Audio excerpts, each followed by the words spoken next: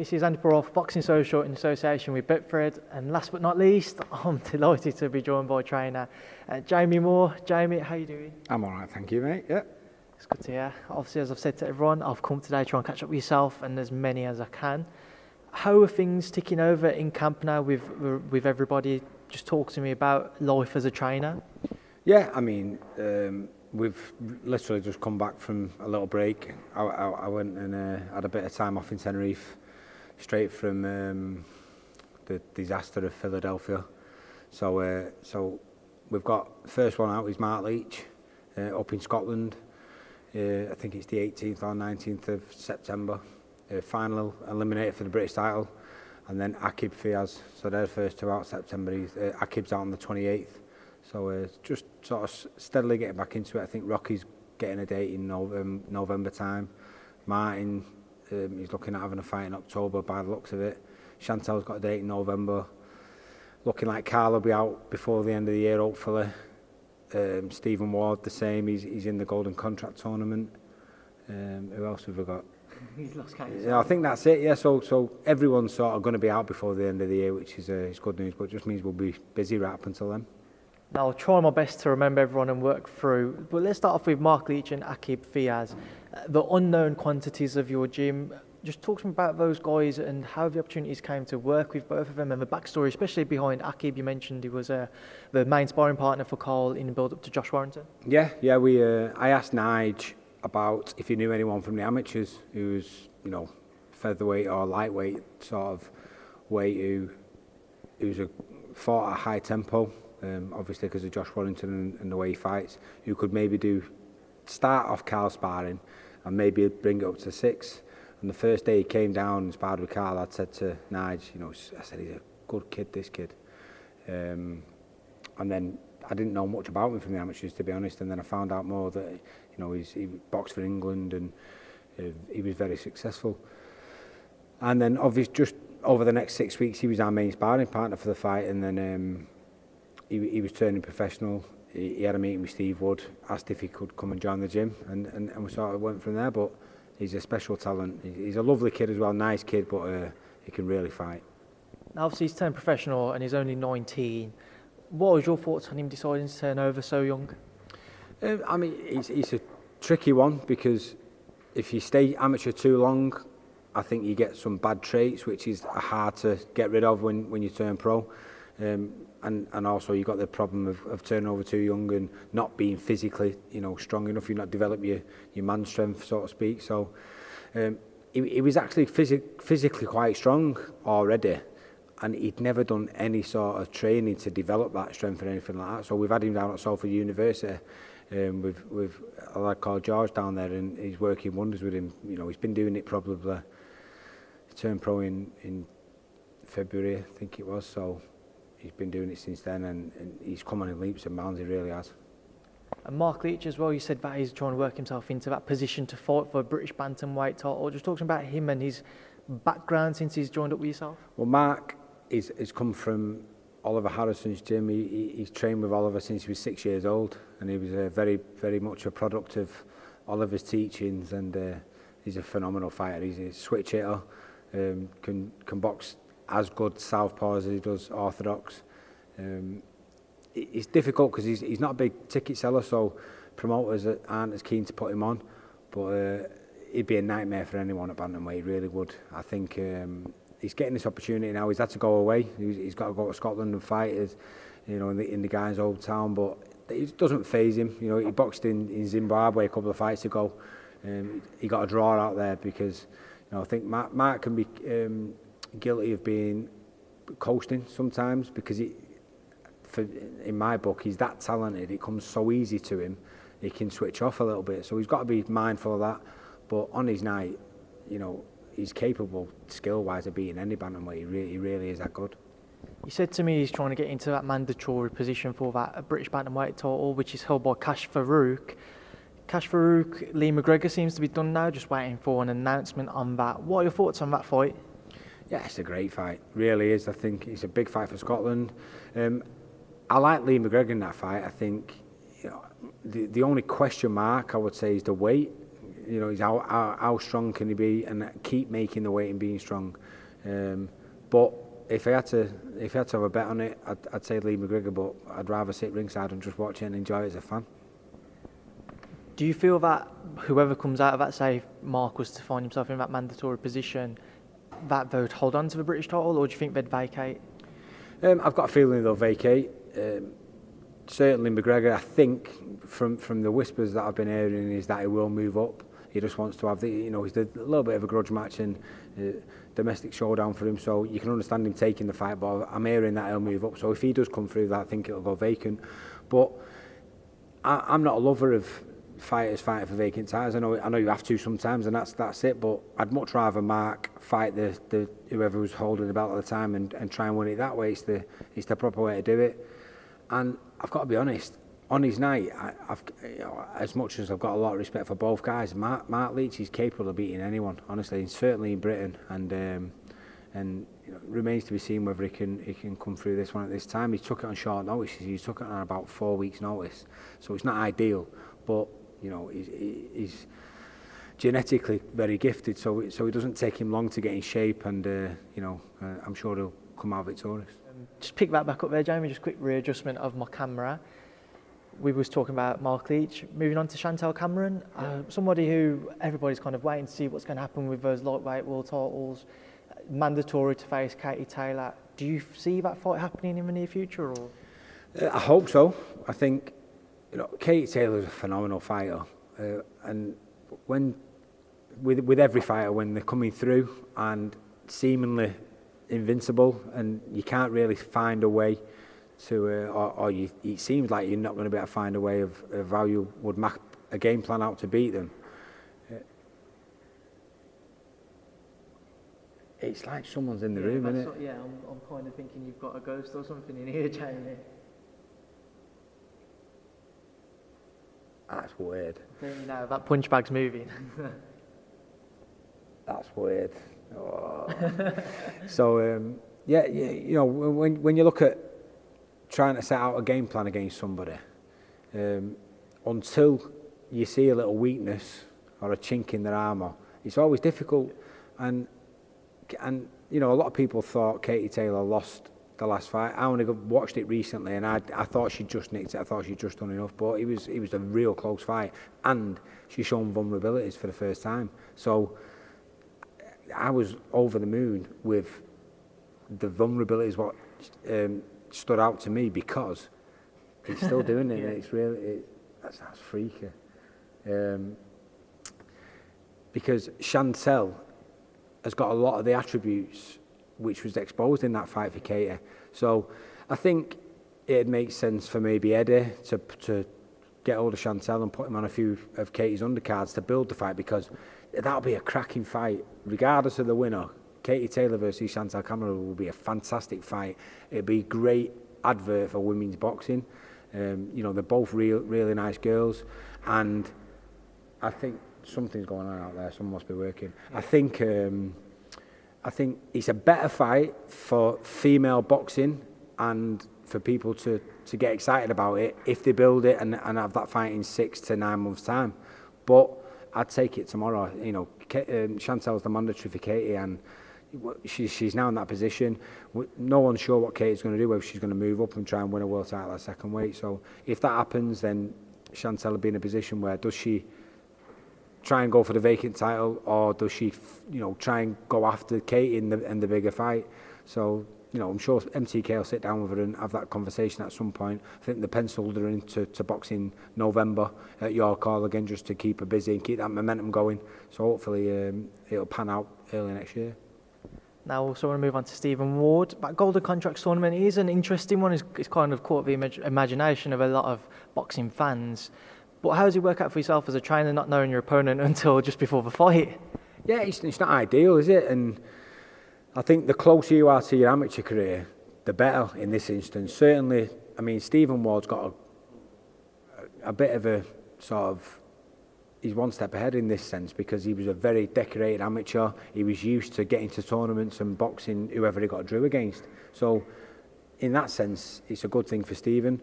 But they're all in the same boat. You know, you can complain about it in Omanar and say, oh, we've not got ideal time to preparation. Nobody has. Everyone's in the same boat, so it doesn't really matter. I think it's a great concept. It makes it exciting for the fans and for the fighters as well. So the fighters, instead of being confident or being nervous, there'll be a bit more of anxiousness before it, and I think it adds to the excitement. Who do you think poses the biggest threat to Stephen? I went and saw Jose Burton on Monday, and Jose was quietly confident that he was just going to kind of come through the tournament unscathed. But what are your thoughts with regards to who could be the biggest threat for Stephen? I think Jose Burton's a good fighter. Obviously, Stephen had that fantastic fight against Liam Conroy last time, and Liam's in the tournament. So, you know, ideally, you're avoiding one of those fighters in the first part of the tournament. You know, and like I say, the luck of the draw is going to play a big part in any person's success in this sort of concept.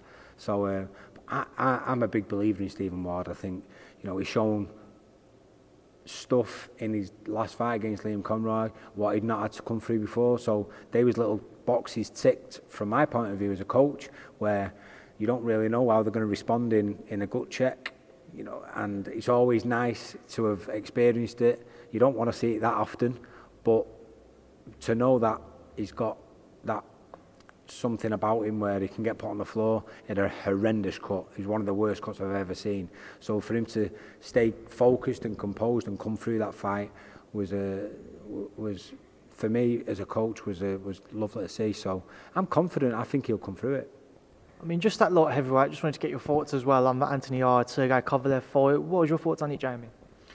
You know, you've got to take your out to Anthony Yarde. He could have took the easy way out and took the money and took that step aside money. So I admire his confidence.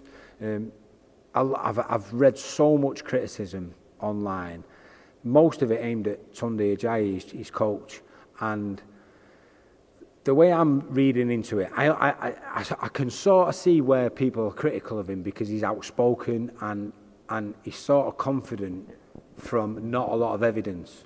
But everyone, I think in a lot of ways, people would love to have his confidence. That's what people aspire to be. You know, talking about my son playing football, I know he's much better than he understands he is, and until he finds out how good he is and gets that confidence in himself, he'll never fulfil any sort of potential. So Tunde having that supreme confidence in Anthony Yarde, it passes on to him.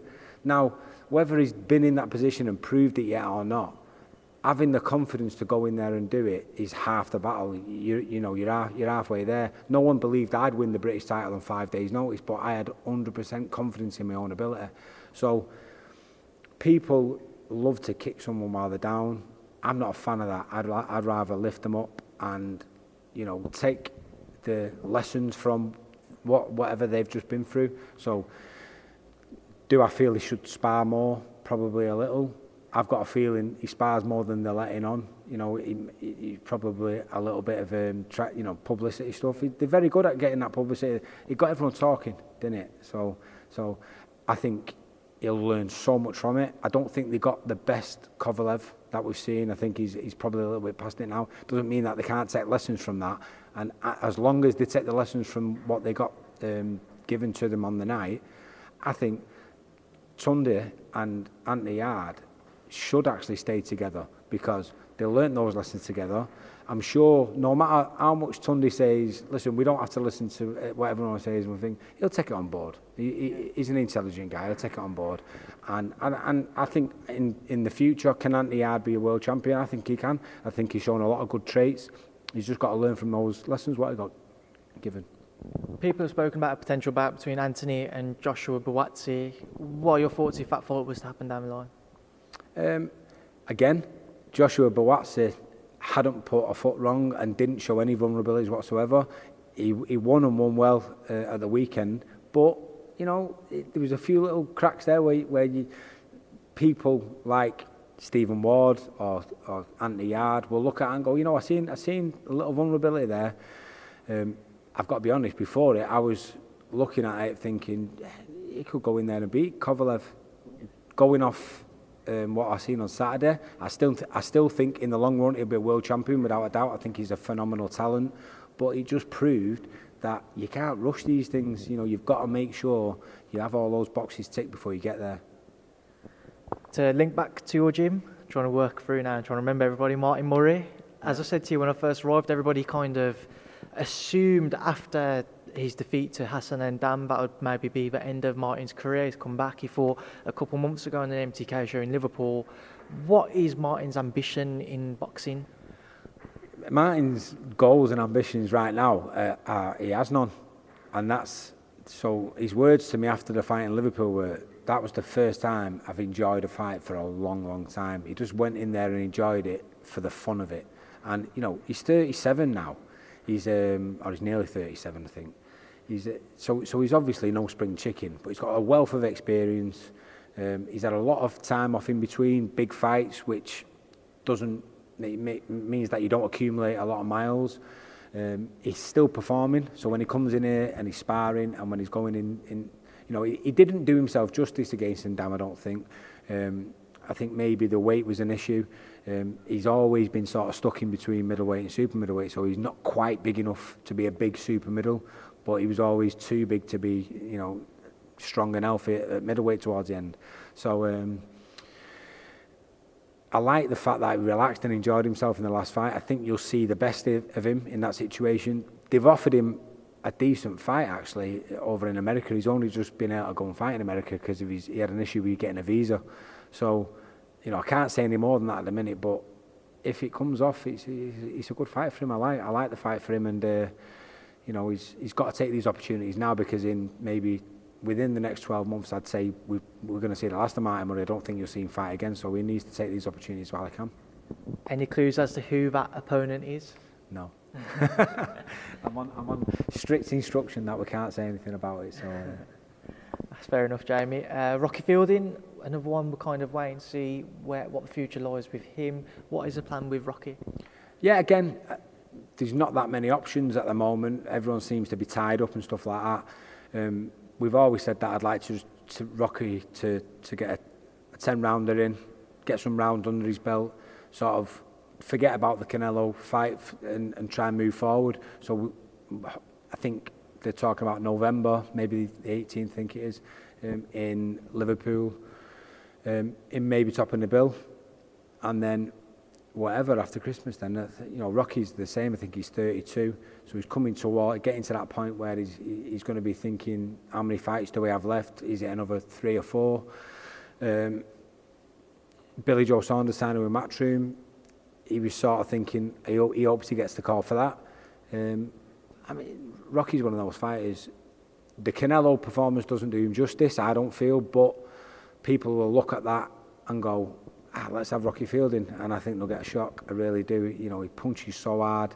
I think the experience of the Canelo fight and the sort of razzmatazz around it and the pressure he was under will improve him as a fighter. That remains to be seen, but I think Rocky's not finished yet. He's still got that drive and determination. He's been back in the gym and he's been training. Unfortunately, he broke his toe. He was due to make his comeback already on the show in June, I think it was, and he never managed to make it. But he'll be back before the end of the year, and then hopefully a big fight. I did see one tweet, it might have been about a week or so ago now, that Rocky put out to Tom Loeffler, saying something about if it had been offered to him a week earlier. I'm not quite sure what he was on about being offered. Is there anything you can let us in on that? Yeah, he got offered a fight on the undercard to Golovkin against one of Tom's unbeaten fighters, and yeah, again, you know, I've no doubt he'd have took that fight. The offer was decent. I know he'd have took it if he'd have had another week or two's notice. And you're talking about him going in with an unbeaten fighter, dangerous puncher. So you can't be expecting someone to take that on 5 or 6 weeks' notice. You know, you need to give him 8 weeks' notice. Certainly someone in Rocky's position where he's 32, and if he was to lose a fight like that, he'd probably think about hanging his gloves up. So if they'd have given him a bit more notice, I know would have took it, and I'd have fancied it. You know, Rocky's got a chance against anybody. I mean, that super middleweight division is stacked with some great fights out there, but just to move on to one of Rocky's old opponents, Callum Smith, a lot of rumours floating about that he's got some offers over from America to move over to be promoted by one of those promoters out there. What do you think the move should be for Callum? Do you think that it would be better for him now to move abroad or stateside to get those opportunities? He seems to be that he's kind of not happy with the way that his career is just mapped out, especially having become the number one in the super middleweight division, the Ring Magazine title holder, WBA super champion, etc. Yeah, you can understand. You can understand from Callum's point of view. You'd expect him to have been pushed a little bit more now. Eddie's so busy. I'm sure it's difficult from his point of view, and I can understand both sides of it. So, if Callum gets a big offer from a promoter stateside, then he'd obviously have to consider that. Eddie's done phenomenally well with Callum's career up to this point, but if he feels like he's got to move in a different direction, I'm sure Eddie would have no hard feelings about it. And it's not like Eddie's only got 4 or 5 fighters who can top a bill and Callum's one of them, and he'd be losing that sort of percentage of his top fighters. I think Eddie's too busy at the moment. So to answer your question, I think Callum's got to do what Callum feels he's got to do for his own career, regardless of what Eddie thinks or Joe even as his trainer. Callum's his own man, and Callum's the fighter, and Callum knows deep down how he feels inside, and if he feels like he's not getting what he deserves out of his career, then he should move, yeah. You've just mentioned how busy Eddie is. How much of an issue do you think that could be long term with regards to, in particular, British boxers? We're seeing a lot of the American guys who are signing up with Eddie now because he started Matchroom USA. He's moving out into Spain, Germany, Italy, France, etc. Moving to those countries. How much of an issue do you think it's going to be for Eddie to try and keep the British fighters happy? It could be an issue, but I don't think it will. I think he's got a good. Plenty of staff. Frank Smith's a grafter, Paul Redder. He's got a team of people around him, and that's what they're employed for. That's their job, to help him out. So I'm sure he's got Matchroom Italy, and he'll have an office over there with a base of people who are doing that job. So it's not an issue. Eddie's the front of it and the face of it and the brains behind the operation. Him and his dad, and they've sort of moved it forward, and it's just expanded. This is the nature of the business. I think it's a good thing because it keeps all the other promoters needing to move forward and improve their brand and expand as well. So it keeps boxing in a healthy state.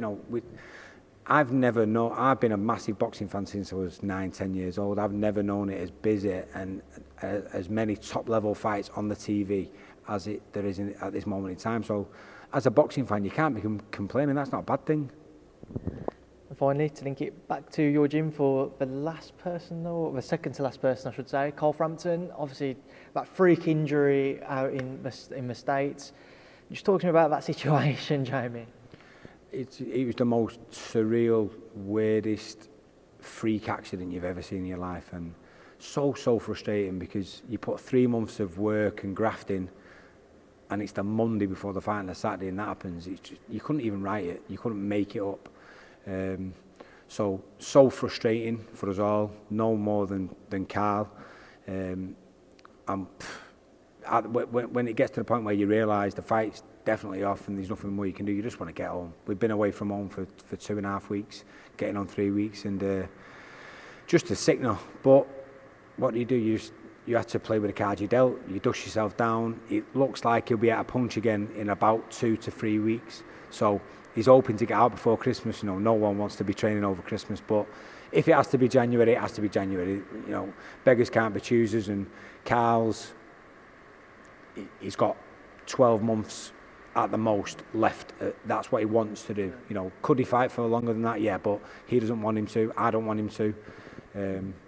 So if it has to be January, then great, and then he'll probably, all being well in that fight, comes through uninjured, getting the win, and it looks like he'll be fighting for the world title before summertime. So Coyle was another one, similar situation to Martin Murray. When he lost against Josh Warrington, everybody might have assumed, and Coyle seemed to maybe suggest that might be the end of his career. He's come back, looking to go again. There was a lot of rumours circulating that he'd have a bout with Oscar Valdez if he was to come through against Dominguez successfully before that injury occurred. How do you see the plans now for Coyle? Because obviously Oscar Valdez moving up in weight. Yeah, obviously that threw a spanner in the works for us. That wasn't an easy fight, but I always liked Carl in that fight. I thought stylistically it was a good fight for him. So you have to sort of go back to the drawing board and look. One thing with Carl being with Top Rank is Herring, Jamil Herring is with Top Rank, so it makes it an easy fight, and it would give Carl the opportunity to be a three-weight world champion. Carl's not a massive featherweight. He's a decent sized featherweight, but he's always been a little shorter than his opponents. So giving away size is not an issue to Carl. It'd be more risky for me. I would be more worried about that fight if it was a style where he was a pressure fighter, and he was a physical fighter. He comes forward. He's not to Warrington. Yeah, I would be more worried about him going up in weight against a super featherweight of that stature, whereas Herring's not like that. He's a southpaw. It'd be more of a tactical battle. So I'm okay with that, and it's not an easy fight, but it's a winnable fight for Carl. So yeah, I'd like that fight for him. It's not an exclusive for us there, Jamie. Finally, Tommy Coyle. Tommy, I didn't really know much about your relationship with Tommy and how good it was until after New York. I know you're very close with him, and from what I've seen, you could say that you are best friends in some senses. How did you go about just getting to know Tommy first and foremost, backdated to all those years ago, and tell me about relationship and when it began? Well, I've had this gym with Steve Wood since before I retired. And then when I first retired, I was doing personal training out of here, and Steve kept nipping in because Steve's offices are next door. He kept nipping in saying, train some of my fighters for me. And I was only 32 at the time or something. And I was like, oh, I'm not training fighters. It's like babysitting. They're a nightmare. I'm not doing it. So I put it off. And then one day he just called him, and he called in with Tommy, and he said, listen, Tommy's looking for a trainer. Can you do me a favour and train him for his next fight? I was like, oh, you threw on my toes here. And it was only 6 rounders, so I agreed to do it. And then the fight after that, he got Derry Matthews for the Commonwealth title. So literally got through straight in the deep end, and he performed really well, but in the end he lost that fight. And then he asked me to carry on training him. So basically for 4 years, it was just me, Nigel and Tommy in the gym. Nobody else there. There was a few people come and went over, in a sort of 12-month period. Ricky Boylan, for instance, he spent a bit of time down there. But it was basically just Tommy. And then, unfortunately, when Oliver got poorly, Martin and Rocky ended up coming here because he asked me to help out with the training there. And then, sort of from that point, the gym has snowballed from there. But yeah, basically, it was just us with Tommy, and we've had some fantastic times over the years. And when you spend that amount of time with someone, and you're in situations where they sort of bare the soul to you have a better understanding of them. And I'm at a sort of age with Tommy where I'm in between being like a father sort of age and a brother. So I take brother every day of the week, and yeah, we are really close. We'll be friends for life. It sort of goes beyond boxing, and we've been through so much. My family are real close with his. My wife and my mum are both real good friends with his mum and Tommy's fiance. So yeah, it goes beyond there. We're up to Hull on Saturday for his 30th, so it'll be fun and games. How difficult was that decision to pull him out against Chris Algieri? Because I remember watching his reaction, and he almost looked like he wanted to kind of put it on you a bit for doing that, and because he wouldn't have wanted to have been pulled out. How difficult was that decision for yourself to make? It wasn't very difficult because it was the right thing to do.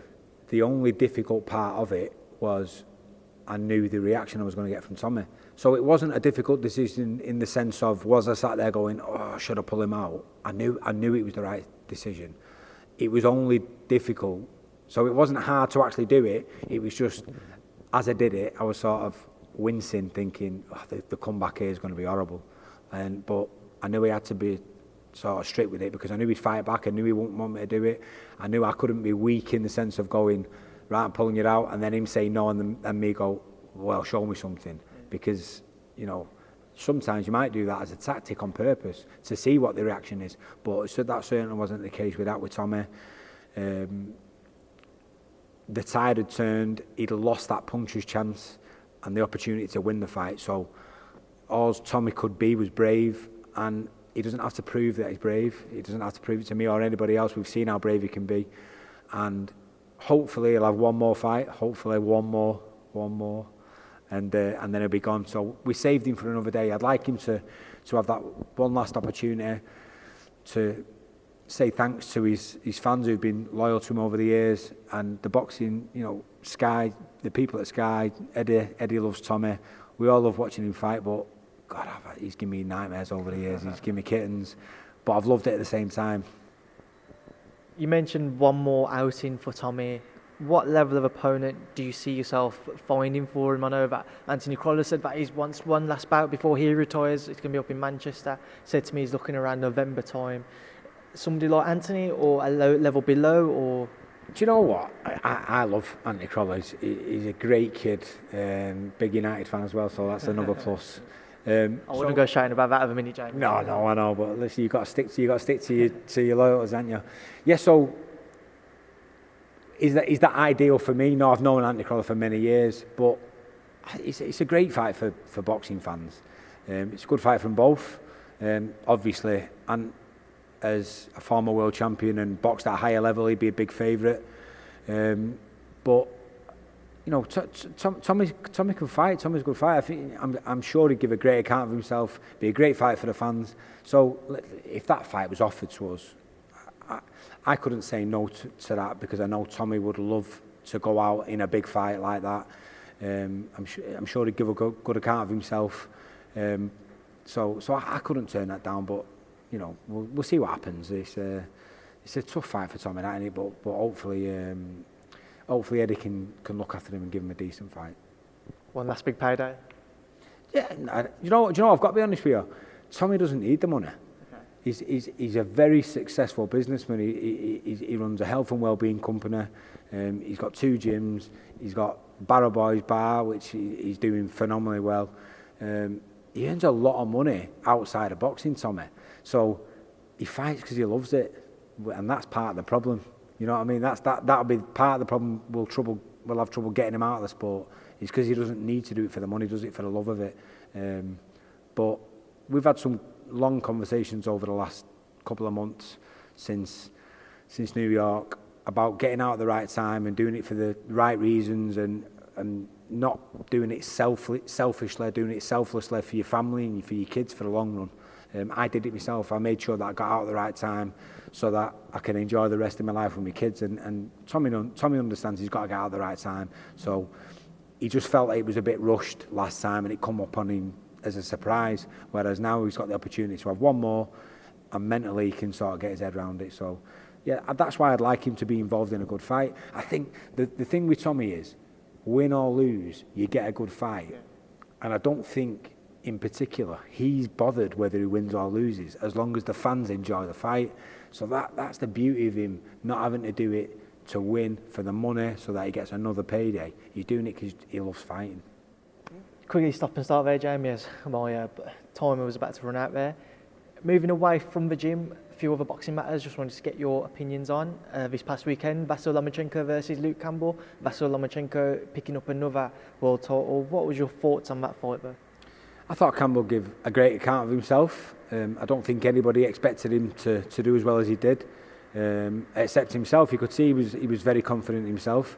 So I've seen people complain about scorecards and being too wide because it was a competitive fight. You can't look at it in that way. Don't forget you've got to score individual rounds. So as a whole, was the fight very competitive? Yeah, but that doesn't reflect in scorecards where he might only. The first 2 minutes might be level, and then if Lomachenko's winning the last minute, he wins that round. He could do that 11 times out of 12. It still means that the fight was competitive. So I agreed with the scorecards and obviously the result. But I think Luke Campbell came out of it with a lot of credit, and I think he'll be a world champion in the future, definitely. How did you score the fight? I think I gave Luke 2 rounds, and the rest of it, I thought Lomachenko did enough, even though the rounds were very competitive. It's just interesting. I know that we did try to move away from your stable. But Joe Cordina, a lightweight, we saw him on that card against Gavin Quinn, defending his British and Commonwealth title. A fight at all that would interest Tommy and yourself? Do you know, Tommy spoke about fighting Joe Cordina 9 months ago maybe, and I remember saying to him, listen, he can fight, that kid, but if they offer it you now, take it now rather than 12 months time, because before he gets that experience. So, you know, I think, again, talking about the Buatsi performance, Joe Cordina, again, I believe in the future will be definitely winning titles. He probably gets to world level, but he's still got to go through that process of learning it in the ring and getting that experience. So, yeah, I think that's a decent test for them both. You know, it'd certainly be one that Tommy could get out for and would put him on his toes, and that's a risky fight for Joe Cordina as well as Tommy Coyle.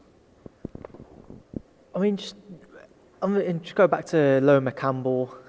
Imagine if you're a lightweight and you're world level. Luke Campbell's shown that he's a world level fighter, but then you have to go and fight somebody like Lomachenko, who just shows that he's levels above world level in his own world, effectively, the way that everybody describes it. How disheartening can that kind of be, that you get yourself into that position, you think this is my time, and then you have to go in with somebody like Lomachenko? Well, the reaction I was sort of having after that fight was, first of all, people at the top level at lightweight, or even super feather, because I think he's more naturally super feather, will be looking at that and going, listen, I fancy that fight. Gervonta Davis, for instance, being a southpaw, being a little more aggressive than Campbell, he can punch. He'll fancy that fight now. I'm not sure whether he'll beat him, but nevertheless, like we were talking before about confidence. Confidence plays a massive part in being able to go and beat somebody like Lomachenko. So that's the sort of fight I'd be looking at if I was Gervonta Davis, thinking, you know what, I can make a name for myself here. Would you have been interested to have seen Gervonta Davis Tevin Farmer fight? Gervonta Davis obviously vacating his title now and moving up to lightweight. Absolutely, I'd love to have seen that fight.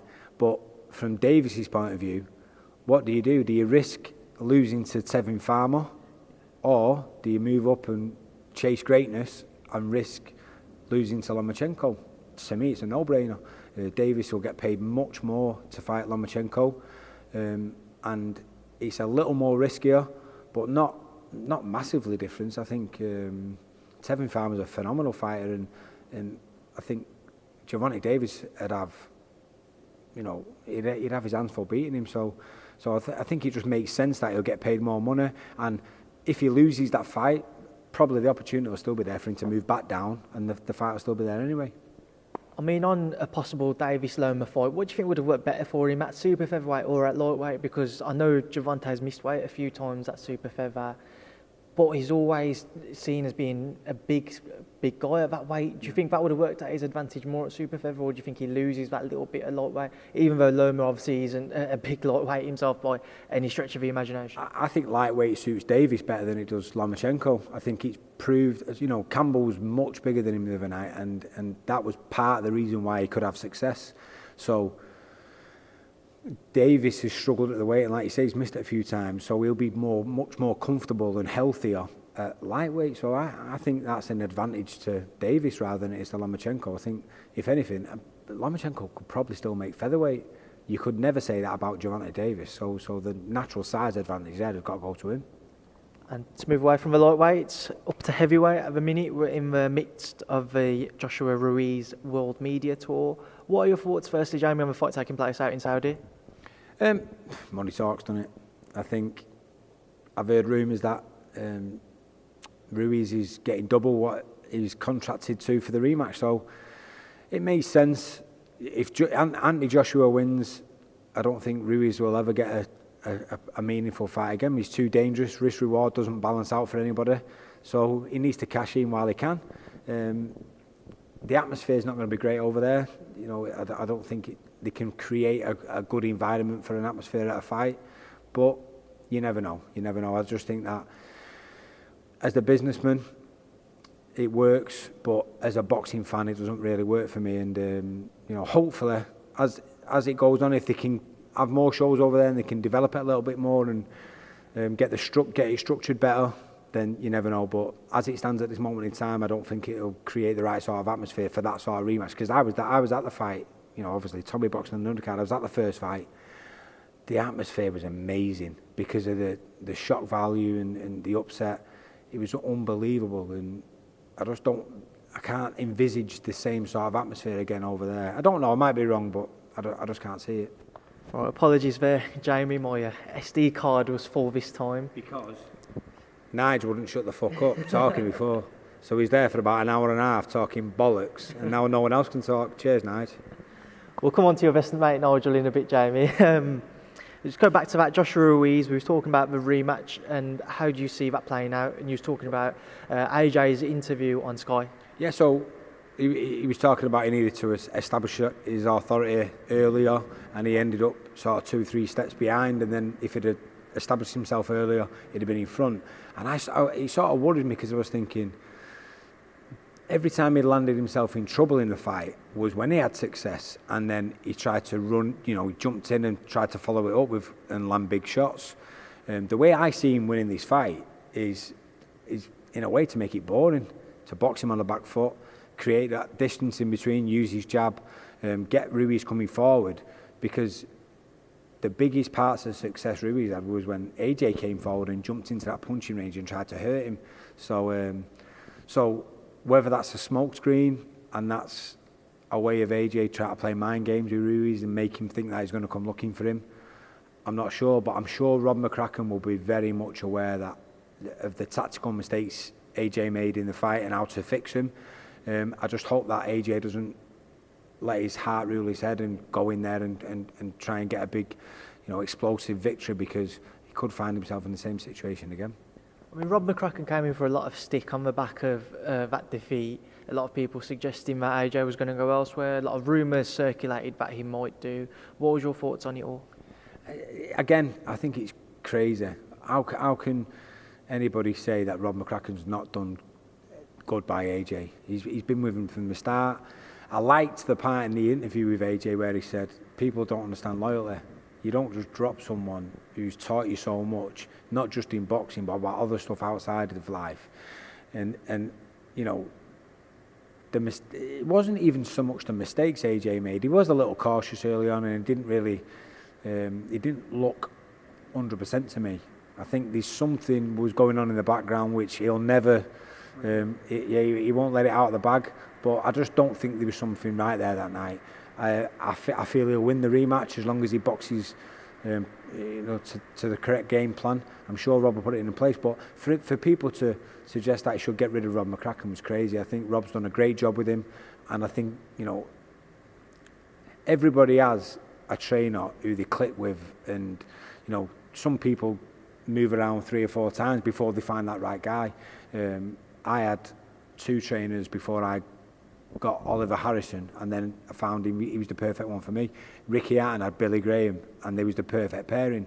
Everyone has the perfect pairing, and I just think Rob McCracken's the perfect guy for AJ. Stick with the heavyweight division. Tyson Fury fights next weekend against Otto Wallin. Your thoughts on that one, Jamie? A lot of the British fans not happy with the choice of opponent. I think a lot of people, because of how good they know Tyson, either want to see him with more of the established names in and amongst the division. Do you understand that? Yeah, of course I get it.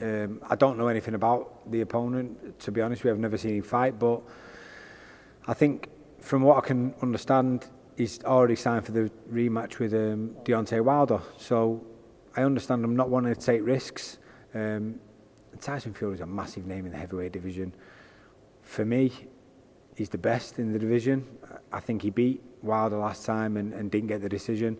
So, but I understand from Wilder's point of view, you know, it was a draw and he's still at the belt and stuff like that. So I'm looking forward to that rematch. I just think, can Wilder make any adjustments and make the fight more competitive? Because to me, Tyson Fury boxed a fantastic fight, so athletic, so awkward.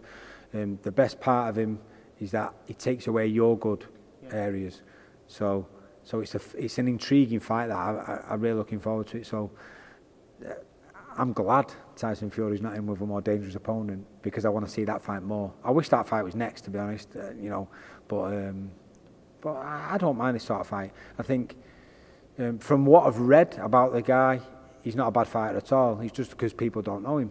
So in a way, Tyson Fury's putting himself in a position where he's in a lose-lose because nobody's really happy about the opponent.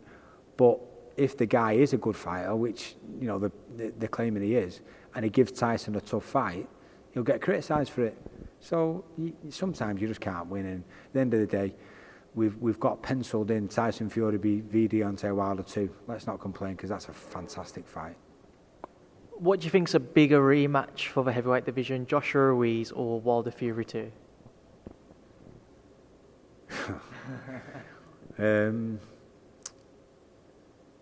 Wow, that's a great question. I think they're as equally as important as one another. Imagine the winner of those two fights fighting each other. I'm just trying to think who I think is going to win. So I think Fury will come through against Wilder, and I think AJ is going to come through against Ruiz, and then I think Tyson Fury is so hard to beat. I can't see AJ beating him. So I think Tyson Fury comes out on top. But when you look at all them scenarios, then you can see the other fighter winning and give a legitimate reason why you can see him winning. So it's a fantastic time.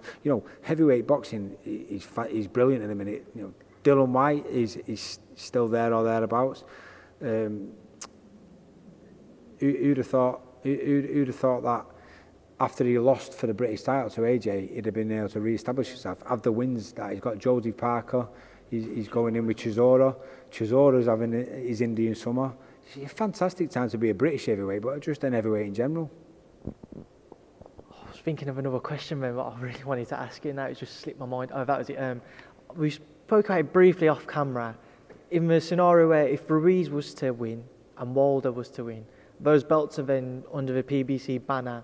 How difficult do you think it would be for anyone in Britain to try and get the opportunity to get one of those belts back over here, never mind the unified belts like we had with AJ? Yeah, it'd be difficult for Eddie to try and open the doors there with, Al Heyman would want to keep control of that there, so I think it'd be difficult for Eddie. And obviously then, Dylan and Chisora, if they was to keep winning, they'd struggle getting shots until they got into the mandatory position. So that would be an ideal scenario for the British guys, but I mean, Ruiz v Deontay Wilder. Talking about Fury and Joshua coming through and fighting, I'd like to see that as well. The losers fight each other as well. It's just a great time to be a heavyweight. It's also a great time to be involved in boxing in general, Jamie, but one fight which I'm not sure how you'll feel about it, KSI versus Logan Paul, the rematch being promoted by Eddie Hearn and Matchroom Boxing. Some stick over social media with the idea of Eddie and Matchroom taking it on. What's your thoughts on it? I've just seen a video actually on Twitter where Eddie, after the first fight, did an interview. He said something along the lines of, you'd never see me anywhere near that. The integrity to boxing, it just made me giggle. Everyone changes their mind, don't they, at some point in their life, and obviously Eddie's changed his mind over the last 12 months or so. People are saying it's making a farce of boxing. Billy Joe Saunders is fighting the same night, defending his world title. I don't think you should be saying it's on the undercard to that. Like, the wording of it is all wrong for me. Billy Joe Saunders should be top of the bill, regardless of who they think is going to sell the pay-per-views and is going to sell the arena out. It is irrelevant. The stature of the fight should be the one that's top of the bill, and that's Billy Joe Saunders for me. But it is what it is. You've got to take it with it is what it is. I watched it last time with my son because my son was like non-stop talking about it all the time. So you've got. Did you enjoy it? Yeah, I thought it was funny. It's nowhere near a proper boxing match, but I've been to watch white collar boxing where some of my mates are doing it for charity and stuff like that. You've got to take it in the context of what it is. It's just a bit of fun. They're earning a boatload of money off it, and I have no issue with anybody earning millions of pounds if they can do it. God, people pull the tripe out working in McDonald's and Tesco for £7 an hour. If someone can have a basically white collar charity match and earn 15, 20 million quid, fair play to you. If you've put yourself in that position in life to be able to earn £20 million, then I take my hat off to you. We're in the wrong game, Jamie. Absolutely. I might go into white collar. Finally, before I do let you shoot off, I've asked Nigel about it, I've asked Akib, and I've asked Jack about it. Your relationship with Nigel, though, just talk to me about that and the working relationship and how you guys got to just know each other first and foremost. So me and Nige go back to, I think it was the year 2000. Steve Foster was training me at the time, and Kelvin, Nigel's dad, brought him down to the gym, just came down and said, we're after some sparring. And I just remember thinking, you don't just turn up to someone's gym asking for sparring. So I was like, I'll spar him, yeah. And absolutely punched the living daylights out of him. His dad towelled him after about 2 rounds. And then we ended up gym mates. Ever since then, he'd moved back because he'd moved down London working, he'd moved back to Manchester, and then we ended up gym mates. And to be honest with you, he was the perfect sparring partner for me because he was still amateur. I was the British champion at the time, and anybody I was fighting, he'd go away and watch a tape of him and sort of mimic their style in sparring. So he was the ideal sparring partner. And then the worst thing what could have ever happened. Kerry Kay's invited me and Nige to an Amir Khan fight at the MEN Arena with our wives. So my wife and Nige's wife ended up best mates. So that meant that we was already close mates, but then we became sort of inseparable because they was always on the phone to each other, and we never got away with anything then because they was always moaning to each other about it. So we went on a family holiday in 2009, just before I retired with the kids, and then that's been it. Been sort of best of mates ever since. I don't really like him, to be honest. He's annoying, man, but he's I hope you've got subtitles for his interview. Definitely need subtitles. And did anybody know that Nige was in Peaky Blinders or Coronation Street, or he's got an agent, or he's a fireman, runs Moss Side Fire Station Boxing Club? Did he mention that before? Well, I brought up that he was in Peaky Blinders, but so were you, Jamie. Only through him. You're still in there, though. A drunken night, he took a picture of me and sent it to the woman who was doing the casting and said, get him in Peaky Blinders, and next minute I'm in it. I actually was in the green room doing the rehearsals for the fighting scene where we got absolutely battered in. And I started I'm bored and I'm moaning to Nige going, do you know what? This is crap. Why have you got me involved in this? It's boring. So I turns to this guy and I went, it's fucking dog shit this, isn't it, mate? He's like, oh no, it can be, can't it? I said, you've been doing this long? He said, yeah, I've been doing it a few years. Like, yeah. So you been in anything good?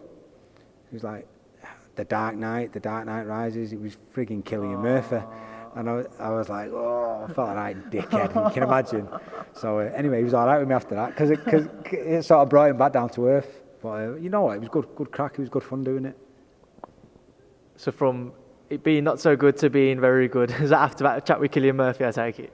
Only because, yeah, so obviously, because we ended up doing the scenes and doing it, and from the rehearsals to which was practicing doing the scenes, to actually going there and filming it and doing it was much different, and it became it's just long days. I don't know whether I'd like to do it as a full-time job. I'd have a little cameo in something. I'll have a little cameo in something. If someone wants to put me in it, I'll do it. But I'm too busy in this gym. You've been catching up on this series of Peaky Blinders, Jamie? Yeah, I love it. Me and my missus, without a doubt, bang on 9 o'clock every time. And yeah, I love it. I think it's brilliant. Peaky Lee, we've seen him a few times over at the boxing in Belfast and stuff. I love that guy in it. He's fantastic. How are you doing, Packer? Well, Jamie Moore, it's been a pleasure to catch up with you. I know we've been trying to set something up for a while now. It's the first time we've been able to. I'm sure it's not the last. But thank you for speaking to myself and Boxing Social. Anytime, mate, you know that. Jamie, that's brilliant. Thank you.